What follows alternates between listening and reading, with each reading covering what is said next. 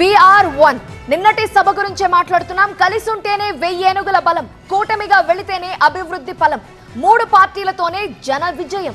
Yes, ఇవే డైలాగులు ఏపీలో మళ్లీ వినిపించాయి. సూపర్ 6 సూపర్ హిట్ సభ కూటమి స్నేహాన్ని చాటి చెప్పింది.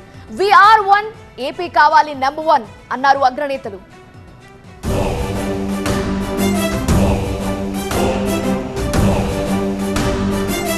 Super 6 super hit. సవాళ్లున్న సంక్షేమం, అభివృద్ధి వైపే అడుగులు వేస్తున్నామంటూ భారీ సభను నిర్వహించింది అధికార కూటమి.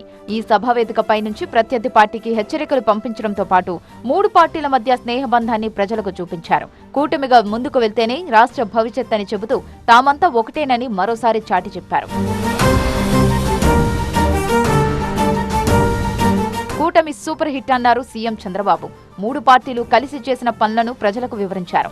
ఈ హిట్ కాంబినేషన్ కంటిన్యూ అవుతుందని చెప్పుకొచ్చారు చంద్రబాబు.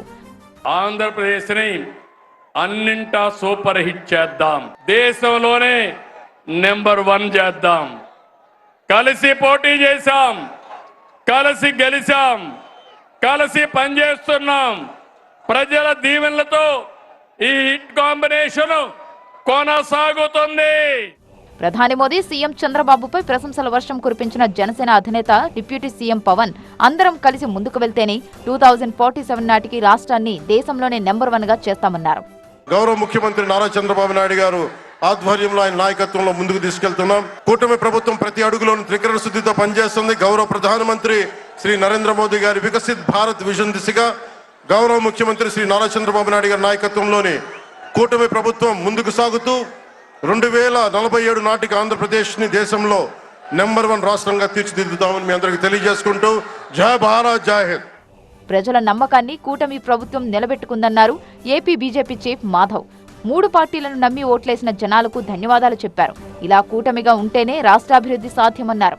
రాబో కాలంలో మరింతగా ముందుకెళ్లడానికి మనందరం కలిసికట్టుగా వికసిత్ ఆంధ్ర నిర్మాణం కోసం, వికసిత్ భారత నిర్మాణం కోసం మనందరం కలిసి కృషి చేయాలని తెలుస్తూ, మొత్తంగా సూపర్ 6 సూపర్ హిట్ సభా వేదికపై 3 పార్టీల ఫ్రెండ్షిప్ కూడా బంపర్ హిట్ అన్న సంకేతాలు ఇచ్చారు.